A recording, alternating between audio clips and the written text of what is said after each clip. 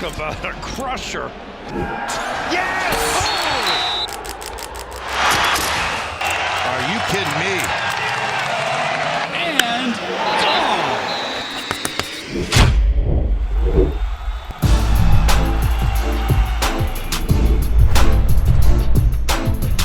Welcome back to the Schoolyard Sports Lane Frank podcast. I'm the host of this podcast, Lane Frank. We're now on episode number 37. Yes, we're 37 episodes through. We're in our summer East Coast studio for this special episode number 37. The NBA playoffs are in full swing, MLB is rolling, and so much more. Stay tuned for Schoolyard Sports Lane Frank episode number 37. Let's get into it.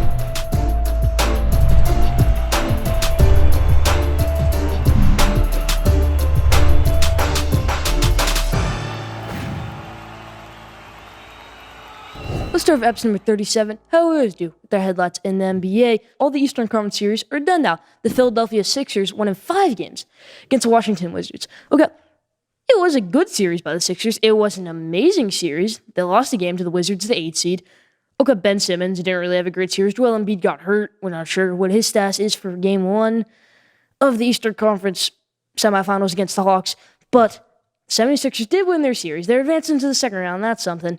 A step up from last season where they didn't even make it out of the first round, making the Eastern Conference semifinals the Philadelphia 76ers. All right, my New York Knicks, they lost. And I went to that game 5. I'll talk all about it in the next segment. I went to that game 5, and it was a rough thing to watch, okay? Knicks was awesome, okay? Just the defense let up at the end. The Hawks, more talented. They were just more talented. That's what it was. Hawks won that series in 5 games. After that game 2 game, I was ecstatic. The Knicks won game 2. I thought they were going to win the rest of the series, not lose a game. They didn't win a game for the rest of the series. Okay, Julius Randle didn't have the greatest series. RJ Barrett did not have a good series at all. Trae Young just went off. Trae Young might be my least favorite player in the NBA now. He probably is my least favorite player in the NBA now, Trae Young. Just a rough series for the New York Knicks. Rough series for Tom Thibodeau's coach team. Hopefully the Knicks can bounce back next year. I'll talk all about in the next segment, additions they can add in the offseason, and more. But the Bucks also won their series against the Miami Heat. They swept them, okay? The series was the first series over in the NBA playoffs. It was the only sweep, okay? They swept them. The Miami Heat, who made the NBA Finals last year, who beat the Bucks last year.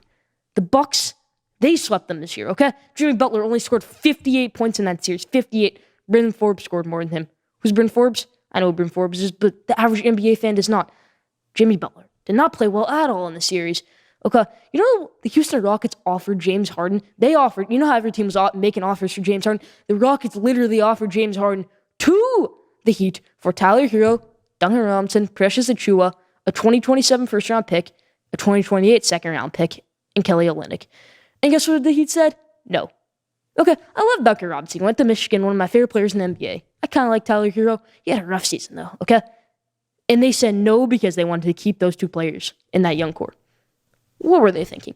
Okay, Pat Riley, that might be the worst mistake for that organization. What were they thinking not taking James Harden? Imagine that team had James Harden playing point guard, playing shooting guard for them this year.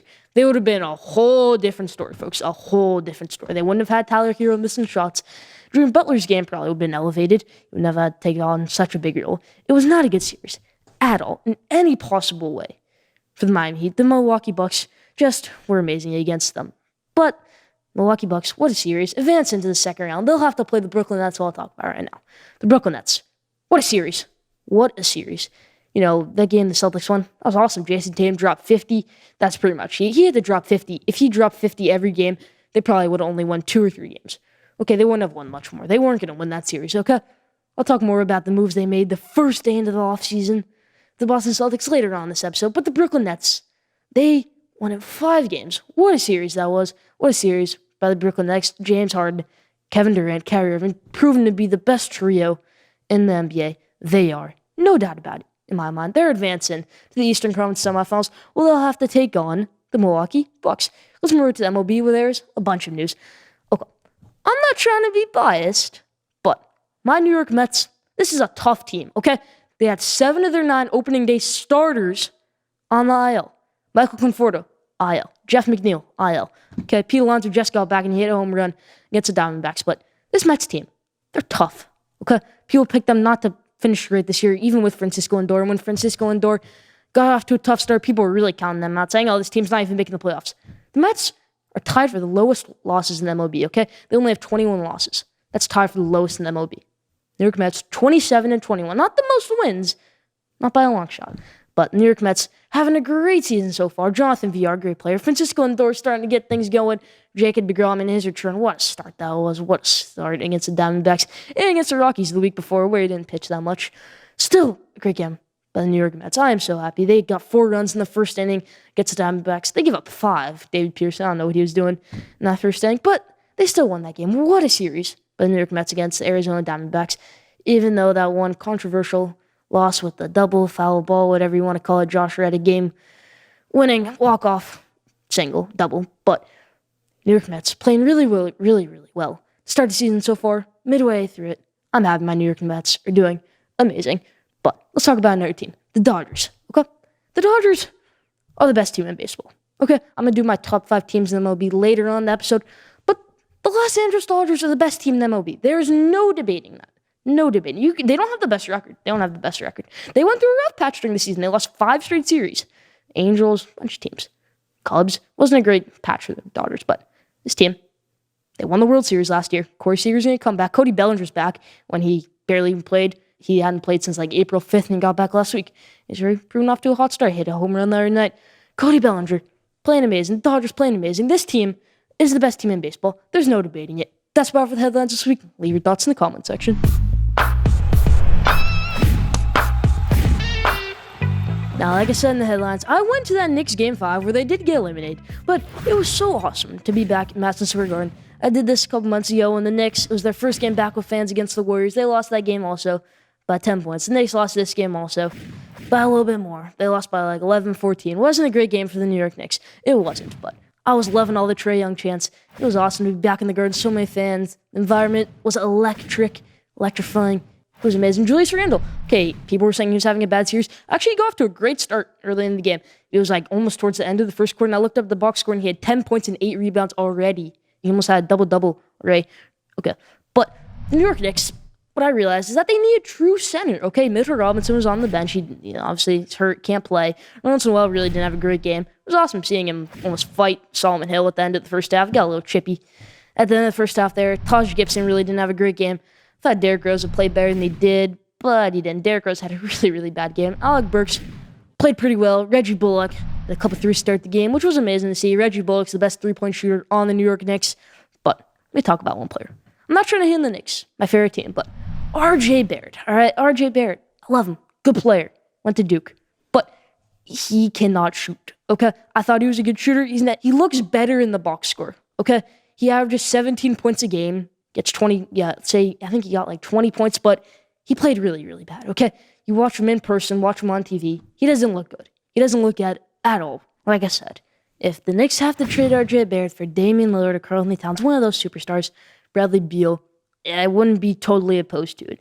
I would like to keep him, but if we had to trade him for a superstar, I probably would do it. But here's another guy, Obi Toppin. All right, he's a good player. He had a decent game. It's good watching him up in person, but he doesn't know what's going on out there, okay? He does not know what's going on. Okay, he has to ask what's going on right here, okay? He looks lost out there sometimes. Okay, I would not hesitate at all in trading Obi Toppin. I wouldn't, okay? For a superstar in a package. Say they had to give up Obi Toppin, Emmanuel Quickley, 3 first-round picks for Damian Lillard. I would do that in a heartbeat. I would, okay? Because a duo of Damian Lillard and Julius Randle, that's one of the best duos in the NBA. That's a top 10 duo in the NBA. No debate about it. Okay, it was awesome to be back in the Garden. Obi Toppin has a lot of potential, but if Julius Randle's a part of this team's future, Obi Toppin will not be a part of this team's future. I believe Emmanuel Quickley is a great shooter. He's pretty good on defense, Emmanuel Quickley, but he's an amazing shooter, Emmanuel Quickley. But that's about it. He can't pass the ball, he can't rebound. I'm not trying to hate on the Knicks at all, but it was fun to be back in the Garden. I really hope the Knicks have a great season next year. It was a successful season. For the people who say the Knicks did not have a successful season, get off of this episode right now. Get off it. Okay, because the Knicks, before the season, they were projected to have like 21 wins. The Knicks ended up with 41 wins. 41. And made the playoffs as a 4 seed. Nobody expected them to be a 4 seed. I mean, people with high expectations for the New York Knicks before the season thought them as a 10 seed or an 8 seed or a 9 seed. Nobody in the world thought the Knicks would be the 4 seed. Not even me. Okay? I'll be honest, I didn't think the Knicks would be a 4 seed this year. I thought maybe they could be somewhat good with Julius Randle and RJ Barrett back, and RJ Barrett in his second season. But it was an amazing season for the New York Knicks. A tough end to an amazing season. That's the story of the New York Knicks this year. Anyone hating on Tom Thibodeau, you are wrong. It was a great season for the New York Knicks. A successful one. It was. But it was awesome to be back in the garden. That's about that this week.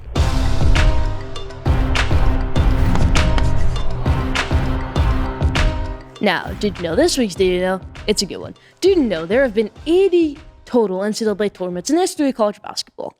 Mike Krzyzewski, the head coach of Duke, has made 35 of them, making that 43%. Let me say that again. There have been 80 total NCAA tournaments, and Mike Krzyzewski has made 35 of them, 43% of them. Mike Krzyzewski has not been coaching for 80 years, everybody. Mike Krzyzewski is not even 80 years old. Okay? Mike Krzyzewski, news broke out this week that he is retiring after this season. My brother's going to Duke next year. I'll have to go to a game to see Mike Krzyzewski coach in his last season, the farewell tour. Hopefully win a national championship with that awesome recruiting class. Paolo Banchero, Trevor Keels. Mike Krzyzewski, though, what a legendary coaching career. One of the best coaches in college basketball history. Top 3. Definitely best coaches in college basketball history. No debate about it. But did you know that? Leave that in the comment section. That's about who did you know this week.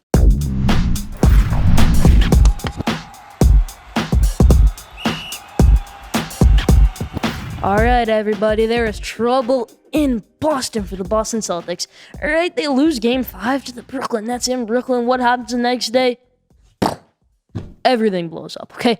First, Danny Ainge, president of basketball operations, the lead in the front office. He has all the power and everything.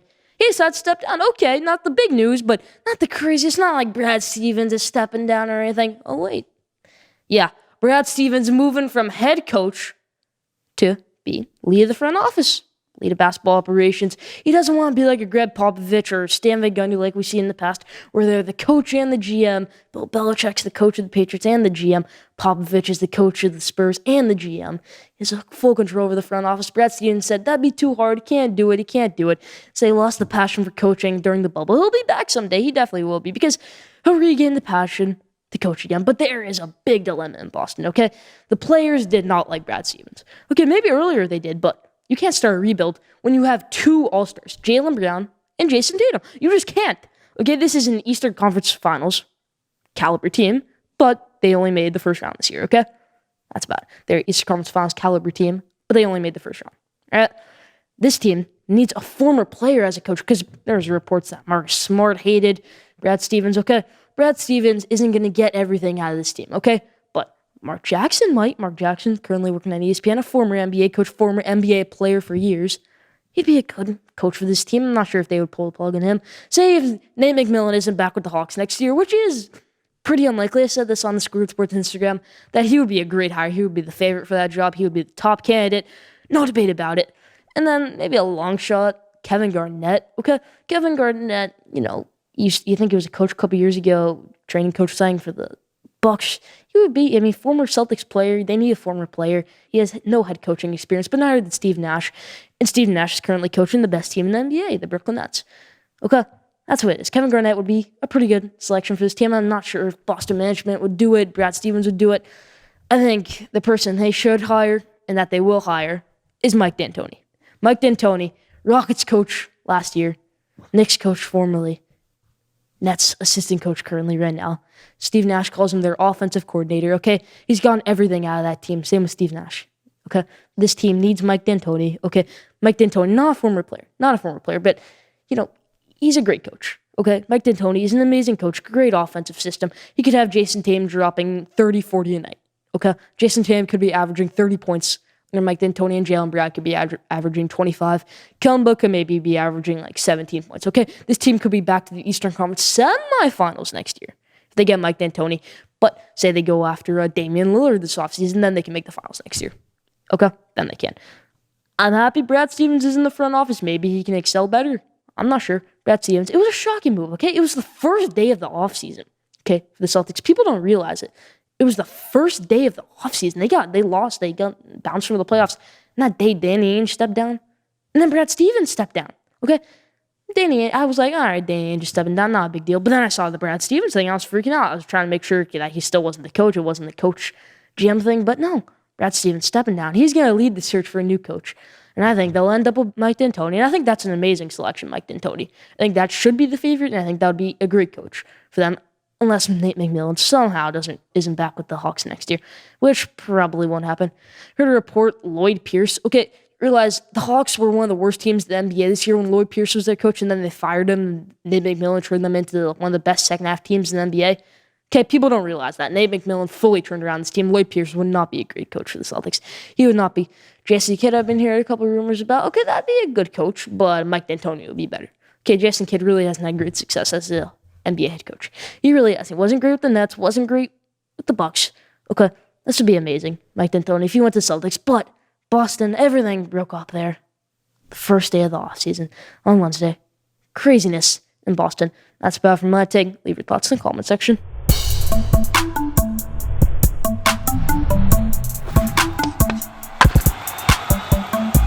Alright, we do this a lot on this podcast. Top 5 teams in the MLB. Okay, top 5 later on this. It was later this episode, but top 5 teams in the MLB currently updated. Alright, a lot of changes. I already said earlier, best team in baseball, the number 1 team in baseball is the Los Angeles Dodgers. There is no debating it. Best team in baseball, Los Angeles Dodgers. Number 2, crosstown rivals over in San Diego, the San Diego Padres. Okay, they had a really, really bad series against the Cubs. They got swept. But they have Blake Snell who's going to get things going. They have Yu Darvish who's getting things going. They got Dinelson Lamet. They've got Joe Musgrove, Mike Clevenger. This team's good. Okay, this team is the second best team in baseball. They've got one of the best players in baseball, Fernando Tatis Jr., who probably will end up winning MVP this year if it's not Jacob deGrom or someone else, Ronald Acuna. Okay, Fernando Tatis, really up there in the home run race this year for most home runs in the MLB. What a season Fernando Tatis Jr. is having. What a season. No debate about it. The Padres, the second best team in baseball. Number 3, the Boston Red Sox, everybody. Okay, Alex Verdugo. They've got great pitching staff. They have one of the most underrated pitching staffs. I'd say the Giants have another underrated pitching staff, the San Francisco Giants. But the Boston Red Sox, they won 5-1 today against the Houston Astros. The starting pitcher went like 8 innings. What a game that was. Okay, Boston Red Sox, what a team they are this year. Okay, people don't realize they were the 4th worst team in baseball last year. Some people are saying they're the best team in baseball. I'm saying they're the 3rd best team in baseball right now. But this team is rolling at the right time. Alex Verdugo, when it's all said and done, we could say that the Dodgers fully won that Mookie Betts trade, but, the Red Sox could also win that trade. It's like a win-win trade, okay? Because Alex Verdugo is such a young star. He's an amazing player, okay? He is. I read somewhere that the Red Sox tried to get Gavin Lux instead of Alex Verdugo, but the Dodgers said, no, let's keep Gavin Lux and let's get rid of Alex Verdugo. Let's trade him for Mookie Betts, okay? Gavin Lux, not a great player, not a good player at all. Alex Verdugo, one of the best players in MLB this season. He is. What a season Alex Verdugo is having. What a season Rafael Devers is having. What a season JD Martinez is having. What a season everyone on that Red Sox team is having, including the pitching staff. Chris Sale. Okay. 3rd best team in baseball. No debate about it. The Boston Red Sox. Number 4, the Chicago White Sox, everybody. Okay. Tim Anderson, great player. Jose Abreu, reigning MVP. Remy Mercedes, front runner for Rookie of the Year this year. Nick Madrigal, great contact hitter. Okay. Eloy Hernandez out for the season. Luis Roberto out for the season. And this team's still rolling. 2 of their best players are out for the season. This team is still rolling. 4th best team in MLB. No debate about it. The Chicago White Sox. Now, the 5th best team in baseball. Okay, I talked about them earlier in the headlines. My New York Mets, everybody. Okay, sorry, Giants fans. I haven't put the Giants in one top 5 list this year because I think the Giants are going to collapse in the second half. The last time the Giants were this good, they had the worst second half record in the MLB. They won the wild card round, then I think they lost to the Cubs. The year the Cubs won the World Series. They lost to the Cubs and then ODS that year in like 5 games. But San Francisco Giants, I'm not fully sold on them, but I am fully sold on my New York Mets. Okay, I watch every Mets game. Jacob deGrom, best pitcher in baseball, maybe the best player in baseball. Jonathan Villar, great hitter.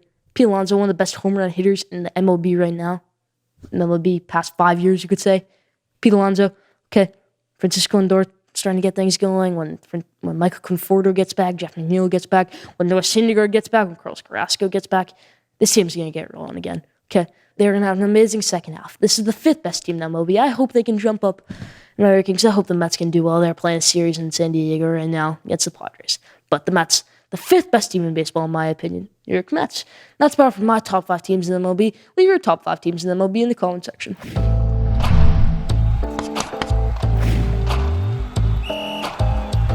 Now, the Eastern Conference semifinals are set. 2 series. Let's hop into my predictions. Okay, Hawks Sixers.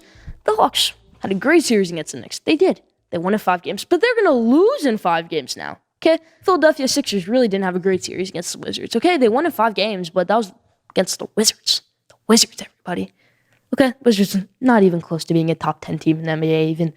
Probably was the worst team in the playoffs this year. I love me some Russell Westbrook and Bradley Beal and Rui Hachimura, but besides that team's really nothing. Okay, that team is really nothing. Daniel Gafford, you can say, is a good player. You can say Darius Bertans a good player, but he got hurt also. Okay, Philadelphia 76ers didn't have a great series against them, but they're going to have a good series this time around, okay? Eastern Conference semifinals, whenever Joel Embiid gets back, that's fine. As long as the Hawks don't do a hack of Simmons like the Wizards did in Game 4, they'll be fine. It's Philadelphia 76ers. Ben Simmons just needs to get things going. You know, the Philadelphia 76ers haven't made the Eastern Conference finals in years, actually. Years. Okay, because the year they had Jimmy Butler, they lost to Kawhi and the Raptors on that game-winning buzzer beater. In Game 7, they probably would have made the Eastern Conference finals that year, but they didn't. Okay, this team, they're going to make the Eastern Conference finals this year as long as Ben Simmons plays well, as long as Joel Embiid comes back for at least 2 or 3 games. This team will be just fine. Seth Curry's going to have a good series. This team's a good team. One of the best teams in the NBA. They're going to make the Eastern Conference finals. No debate about it. Now, this is the best second-round series in the East and the West. Nets versus Bucks. 2 seed versus 3 seed. Actually, the Bucks won the season series against the Nets in the regular season, but this is the postseason. This is the playoffs. Giannis Antetokounmpo. Okay, Giannis has never gotten to the finals in his career. Nets haven't been to the finals. Okay, Brooklyn Nets. They're going to make the finals this year, but first they're going to make the Eastern Conference finals. Okay, they're going to win in 6 games, but the Nets will eventually win. The Nets will probably win the first game, the Bucks will probably win the second game, and then the Nets will probably win 2 straight games, and then the Bucks, when it's in Game 5, Nets up 3-1, the Bucks will probably get a game on them, 3-2. And then the Nets win in Game 6. Okay, it's going to go 6 games. Nets are going to win. No debate about it in my mind. No debate about it. The Brooklyn Nets. They're going to make the finals this year, and they're going to make the Eastern Conference finals. We're going to have a Nets-Sixers Eastern Conference finals matchup. I fully expect that to be it. And when it is, we'll predict it on the show, whatever episode it is. That's about it for my Eastern Conference semifinals predictions. Leave your Eastern Conference semifinals predictions in the comment section.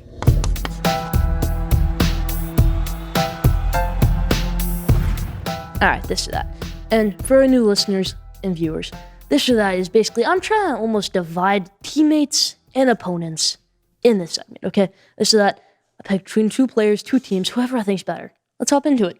First one, Ronald Acuna Jr. or Fernando Tatis. Okay, this is a very tough one. I was going back and forth. I'm going to say Ronald Acuna, okay? Well, he doesn't get hurt as much as Fernando Tatis. He doesn't. Okay, maybe he's a better power hitter than Fernando Tatis. I'm actually going to take Ronald Acuna, maybe any day of the week, over Fernando Tatis Jr. I am. Trae Young or Luka Doncic, the infamous draft day trade. It's a win-win trade, some say. But Luka Doncic drops 42 in a playoff game. Trae Young drops 30 in a playoff game, but did he drop 40?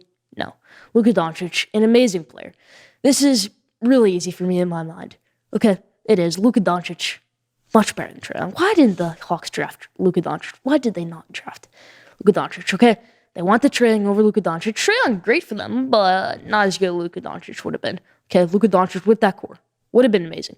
Luka Doncic, one of the best players in the NBA, maybe a top 5 player in the NBA, Luka Doncic. In my opinion, he is a top 5 player in the NBA. Luka Doncic, I would take him any day of the week over Trae Young. Now, 2 teammates, Kawhi Leonard or Paul George. Okay, 2 teammates, like I said. Kawhi Leonard is much better than Paul George. You could say Paul George is a better playmaker, but is Paul George a better defender? Paul George a better shooter? Probably not with the shooting woes in the past 2 years. Is Paul George a better scorer? Definitely not. Okay, almost every aspect of his game, Kawhi Leonard is better than Paul George. No debate about it, okay? And the Clippers are going to have to choose between one of these 2 in the offseason. Okay, you cannot keep both if they lose the series, that might be it, okay? That might be it. They're probably going to have to fire Ty Lue if they lose the series and Kawhi leaves. Okay, that's just what's going to have to happen. Okay, I doubt they fire Ty Lue, but if I was the GM of the Clippers and they lose in the first round and Kawhi thinks he's leaving, I would fire Ty Lue and probably hire Mike D'Antoni, Mark Jackson, whoever it might be. I would, without hesitation. Kawhi Leonard, much better than Paul George in my opinion. He is. Now, 2 teams. The San Francisco Giants or the Tampa Bay Rays? Okay, this is a tough one. Both teams were not in my top 5 teams in MLB, but statistically, at least record-wise, they're both top 5 teams in MLB. But not in my opinion. No, they're not. I'm going to say the San Francisco Giants, okay? The Rays don't have that one big player, big home run hitter, big great pitcher. They lost Blake Snell, their ace. Who do they have? Tyler Glass now. Okay, Giants have a very underrated. Underrated rotation. They have Alex Wood, Kevin Gausman, great rotation. Very underrated.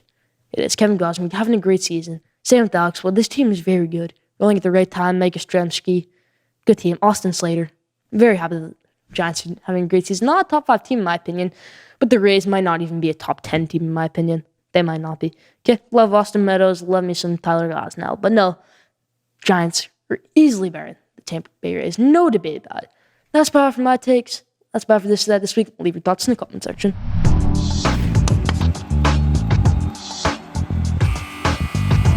Now, at the buzzer, the best for last. Okay, let me talk about one thing. Let me get this off my chest. Damian Lillard and Seagram and Bradley Beal, they've stuck with their teams for their whole entire careers. And they've never gone out of their conferences. They've never made the finals. None of them. Tuatel never even come close to making the finals. Okay, because the year Damian Lillard made the Western Conference Finals, nobody thought they had a shot. Okay, and they got swept. Okay, they had no shot in that series. No shot. I think Damian Lillard and Bradley Beal, I think they're done. Okay, I think Damian Lillard's done with Portland. If he isn't, CJ McCollum is done with Portland. Okay, and Bradley Beal is definitely done with the Wizards. Okay, Bradley Beal, he loves playing in DC. He loves the Wizards. He just doesn't love the front office and all that. If they were winning right now, he'd fully stay there. Fully.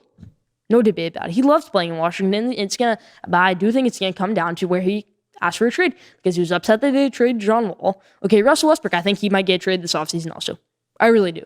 What a season Russell Westbrook had. What a season he did. Okay, what a season Bradley Beal had. Almost won the scoring title. Came second. But when it's down to the end of the day, I think they request a trade. Okay? At the end of the day, they gave out all they got for their franchises. They were loyal their whole career. But now they went out. But if I'm Damian Lillard, I'm setting my eyes on the Celtics, the Knicks, the Heat, the Lakers. Same with Bradley Beal. Okay? I would be so happy if the Knicks got Bradley Beal or Damian Lillard. If these two do request a trade, one of them will end up a New York Knick. One of them will definitely end up a New York Knicks this year. I've said it before. Either Damian Lillard or Bradley Beal will be a New York Knick next year. That's not me being a biased New York Knicks fan. It isn't. But that's my take. Leave your thoughts in the comment section.